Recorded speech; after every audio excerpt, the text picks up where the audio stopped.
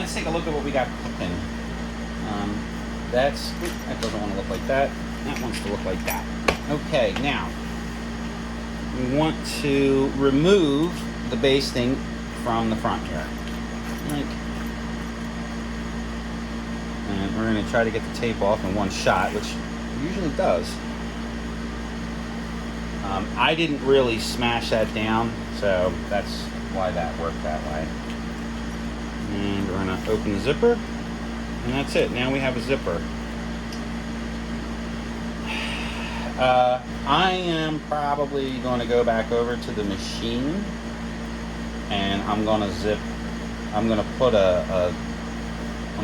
a stitch right along here in a minute. I have to sew some more stuff anyway, so I can just go back over there.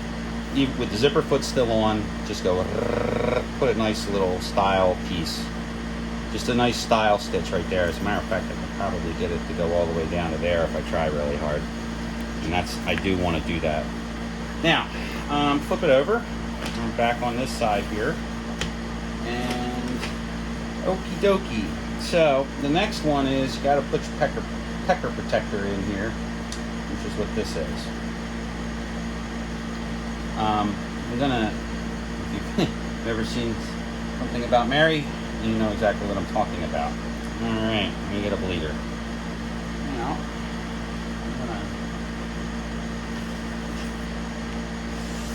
okay, so the instructions say to overcast this together. Okay. Now, what I'm going to do is I'm going to run this over to the serger real quick, and I'm going to serge this. And then another thing I'll probably do is just take it and, again, just run a stitch just right along here to stiffen this piece up. The last thing you want to do is get your dick caught in the zipper, especially when you got half a load on. Yeah, so basically it's telling you to place zipper shield, fold zipper shield lengthwise, wrong sides and raw edges together, overcast curved bottom edge, and stitch close to folded edge. Place zipper shield on inside of right front with raw edge of zipper shield even with the edge of the zipper tape, overcast raw edges together. Now this is one of those moments where I could, if I was any good, run over to the serger and run this thing through the serger, zippity zip, and be done with it. But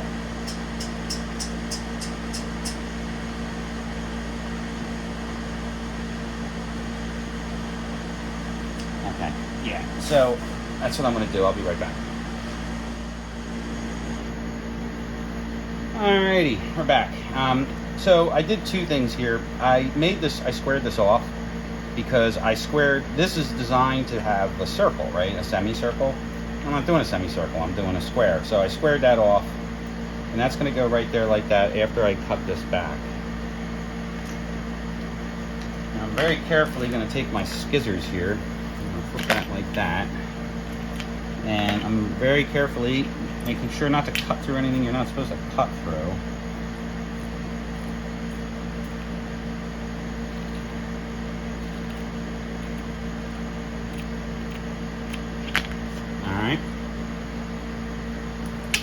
Now it says to overcast this, but also to sew through all the layers. So I'm just going to sew through all the layers. I have a nice little line here. I've already got the zipper foot on. I overcasted layers. I have the zipper foot in position on the machine. So what I'm going to do is I'm going to whip out my handy dandy basting tape again, which I am getting painfully low on that roll. Oh, I think I have just enough. This stuff's actually kind of a little expensive. If you're not dedicated to it, I would think twice before buying it. I'll tell you that much. So this piece isn't going to go anywhere. That's sewed in. This piece here will. So that I stitched this edge real close to the edge here, just as a little style, give it a little style. I'm going to drop it down right about there, which makes me even with my other stitches across the bottom. I'm going to slap some basting tape on this right there. Peel the basting tape off. Yoink. And stick that right there, thusly making fairly sure to keep the edge even. Okay. Now what's going on this side? And we're going to flip it over again. And I'm going to need to peel this back. Okay. This will have to be pushed back out of the way. And then I'm going to have to sew this in from this side. Okay. Actually sew it in on this side, right on this line. It looks like. No, I want to sew, well, I actually don't want to do that. I want to sew exactly how I was with this, yeah. I'm going to still use the zipper foot, and I'm going to sew through all this, and I hope the Bernina does not decide to crap out on me. Alright, we're back at the Bernina here. Take a little gander at my bobbin thread, make sure I still have enough bobbin thread. And we're going to just use the same zipper foot. And we're going to swap it over. Alright, so to change the foot from right to left, I'm going to center it. And I do that by just pushing the this thing here. Boink, it goes back to the way it's supposed to be. Pressure, crop that out. I'm going to slide the pressure foot over, presser foot, pressure. Now, I will admit I do have a little trouble with this, but I do like it as opposed to having to take screws out and everything else. And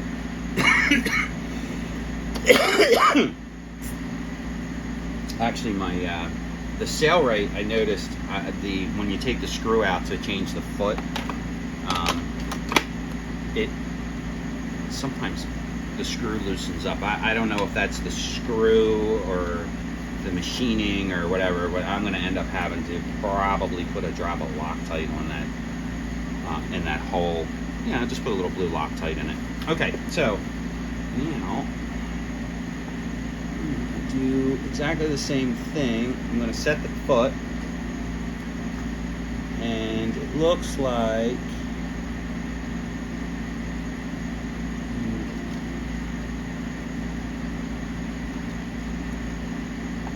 I'm going to have to press that over a little bit.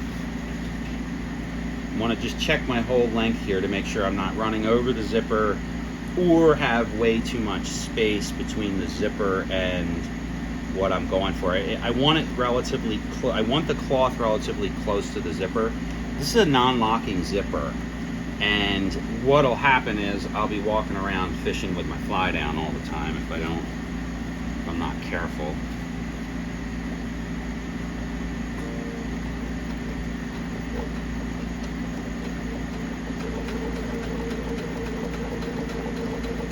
Now, I have ultimate faith in this machine to do the right thing here, but sometimes you get caught. Oops. Like that. Now, you can't see because of the what I got going on here, but I'm actually going to just take this material and I'm going to drive it all the way in as far as it'll go. Like I said, that camera angle, you're never going to see exactly what I'm doing, but I'm pretty sure somebody wouldn't like what I'm doing. Take my little punch here, just out of the way.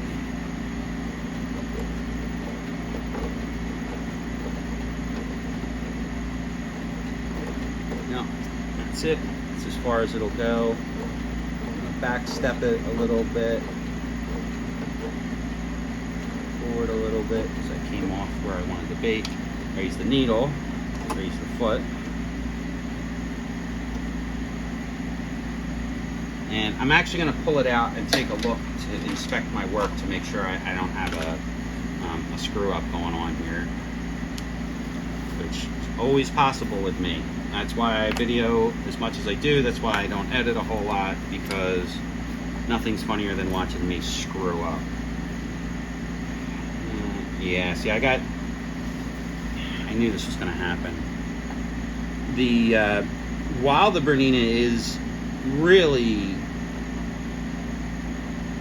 okay to do this thick material, every once in a while I'll get this, okay, which is the lower bobbin tension will get,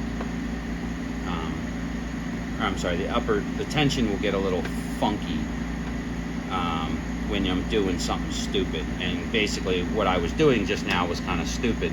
The forward stitch is fine, but the back, because this is the forward stitch, but the back stitch was kind of eh. So what I'm going to do to fix this is I'm going to trim back this, give it a little tug on the front and a little tug on the back. Right there. Oh yeah, it's real tight. If I pull on one of these, something will happen. Yeah. Alright, so I'm going to pull on this one. I'm going to pull on the bobbin thread pretty tight and then just trim it off. It's not going anywhere, but it just kind of looks like shit.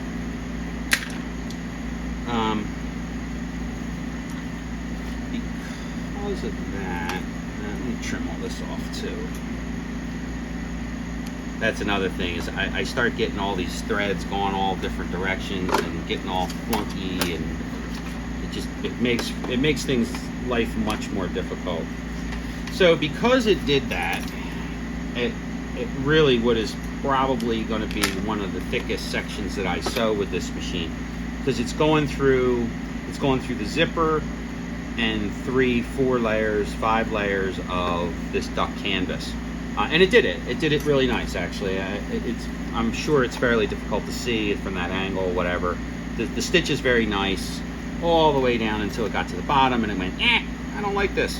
So what I'm going to do is I'm literally going to slide the chair over out of frame, and I am going to run another stitch right there with the Sailrite, because I know the Sailrite will do it without even blinking. Now all I did with the Sailrite was just sew right here. That's it. Just that one little section. That's all I sewed with it. And that little section is right here.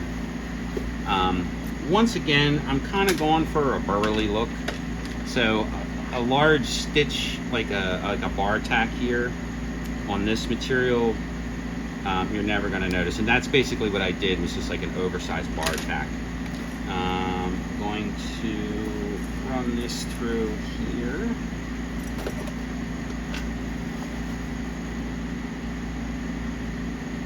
And I'm going to swap this back around. It helps to move the walking foot out of the way to do that. Now, you ask, why am I using the same pressure? Why am I not using the other pressure foot? Well, it's a couple reasons. The main one just being is I don't need to change it back to the other one, and I get a nice even stitch this way.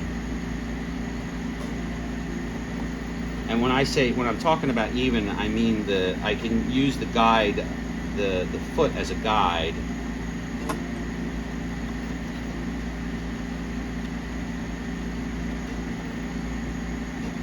There we go. You'll see what I mean in a second. So I'm using the edge of the pressure foot here as a presser foot. I'll get that right eventually, as my guide.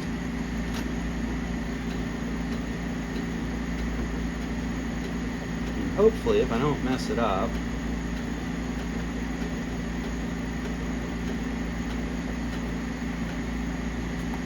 I'll get a nice even stitch even and straight. Straight is very important, especially with stuff that you see. Now this is a spot where I could have utilized one of the decorative stitches. I chose not to.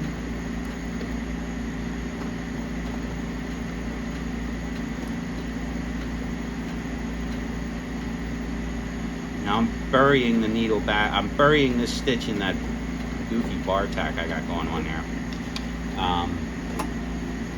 So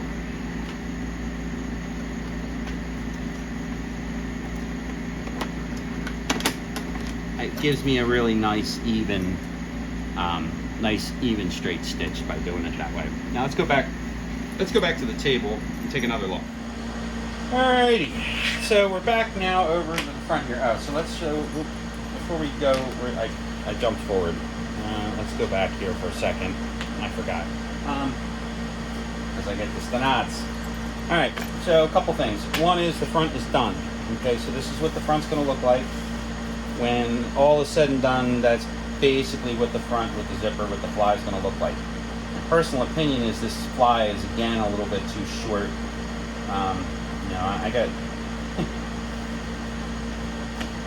the Irish curse, so I'll be digging in my drawers so I don't pee on my leg. The next pair of these, if I make another pair, I'm gonna alter the plan a little bit more, and I'm gonna make that zipper probably down that far. It'll look a little goofy, but you know, why make your own clothes if they're not exactly the way you want them? And I want my zipper to come down real far so I can stick my hand in my drawers and you know, take care of business without peeing on my pants, which I've done. Getting old sucks. Alright, being a drunk sucks too some days. Now, so there's my zipper. Notice I put a piece of tape on here. I did that for two reasons. One is I stuck a pin through the zipper so I don't lose the zipper, and two is I stuck myself with the pin. So the back side here, right, this is how the back side looks. Does not look great, but doesn't look bad. Nope, that wasn't attached. Ideally that wouldn't be like that. Huh. Somehow or another I screwed that up. Oh, yeah, so there's a little pucker right there. I'm gonna live with it. There's a pucker right there. Apparently I must have grabbed it when I was using the sail rate. The sail rate has a very aggressive, it's very aggressive. Let's just leave it at that. And I'm going to say that's probably what happened there. So that's a little bit funky right there. I could trim it off. As a matter of fact, I think I'm going to. Just trim the bottom of the zipper off here.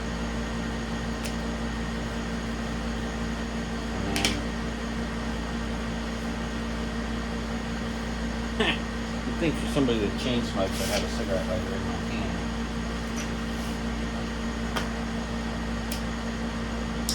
And we'll kill two birds with one stone here.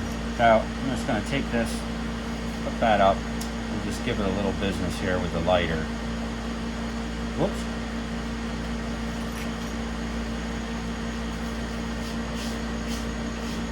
Promise you that will not be the first time these pants are on fire if I use them for work. Okay. So that's the front, and the front is going to be done for the time being. So we can just set this aside, because we're going to get back to that later. The backs. Now, in the instructions here, there's literally an entire page dedicated to putting the pockets in.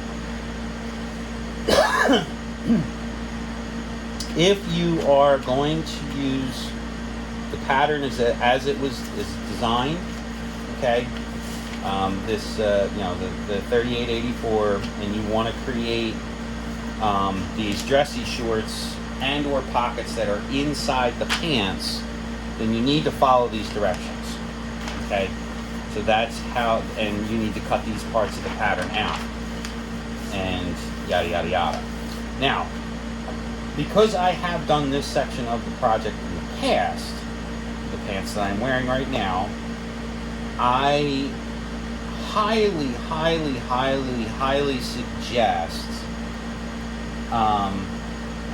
suggest varying or going away from this design unless you have no intention of using the pockets whatsoever. My experience with these pockets is they are about an inch too narrow. So this section here is too narrow, which means that you have to widen everything. It needs to be widened to make the pockets truly useful. For anything other, I can't even barely get my hand in the pockets, and I have little bitch hands. So that is something that if you're going to do this pattern, you need to make that decision yourself. I can't tell you what to do or not to do. I am not using those pockets at all. I'm going to make pockets that go on the outside of the pants for multiple reasons. The biggest reason is it's easier to do it that way, and I can get bigger pockets without intruding into my ass space. I have several pairs of cargo shorts that are made that way. There's no reason not to do it that way. They're cargo shorts, and I would just rather do it that way. The next section of the pattern deals with the cargo pockets. Now, the cargo pockets for this pair of pants I have already made. Now, you'll notice that my flaps are larger than the pockets. Now, I kind of originally did that on purpose.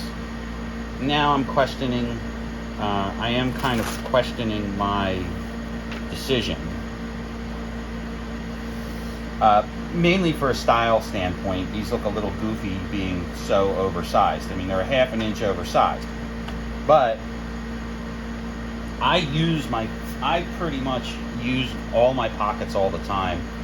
If I stuff gloves in them or whatever, if I'm stuffing things in these pockets, I want to be able to close the pockets. In the past, with other purchased pairs of clothing or purchased clothing, I found that the pockets, if they get billowed out, they don't close so well. So I made these flaps oversized. Also, it gives you just a little bit more to grab onto to get the pockets open. I'm a pocket guy. I don't think I own any clothing that doesn't have 35 pockets in it.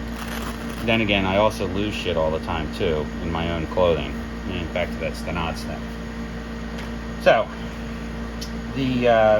this whole section deals with making these billow pockets, and I'll be honest, I had a little trouble with it myself when I first did it. I actually ruined one pocket. I just shit canned it. And we're going to sew these pockets on later, so you can see how they billow out. You sew this edge in so it'll billow out, so you can put more crap in it. I hate backpacks. Even though I make them, I hate them. I like to have all my gear on me. If I need to just have, if I have the opportunity to carry every single thing that I need to carry with me, no matter where I'm going, no matter where I'm working, on my physical person, I'd rather do that. That's just the way I am. I catch a lot of grief from my buddies because I wear a belt with suspenders. I wear a belt with suspenders for two reasons. One is I often carry a sidearm, and my pockets are always full of shit. I don't have any ass, so I can't hold my pants up with a belt, and I wear a belt with suspenders so my pants don't fall down. It happens way more than I like to admit, until I made my own suspenders. Yoink. Now, I had a design, I had a little bit of a, I have a bit of a conundrum here. Now, the design of the pattern calls to put a styling dart in here. They call it a dart. And it shows it pretty clearly right here. It shows to cut it on the how to place it in the design. I wasn't going to put the dart in. I'm going to put the dart in, and I don't really quite know why, but I'm going to. The short answer is, if for some odd reason these don't fit again, this will give me some place that I can let them out a little bit. The dart is about 1/2 to 3/4 of an inch, and I'm going to say probably 5/8 of an inch. And what it does is it gives you a nice straight line. If I leave it like that, I have this, okay? I don't feel like, I could fix this by taking this over to the serger and just going right along this here and just cut that dart right off, or cut this off. And that'll give me a nice even arc here. I'm just going to leave that there like that. It gives me a fairly nice even arc. And this is a little fucky in here, but that's okay. I'm just going to clip that just like that and be done with it. As a matter of fact, I think I'll just put I'm going to put a little spot of basting tape there to make sure that everything stays put. You know what, I'm just going to sew it real quick. I'll be right back.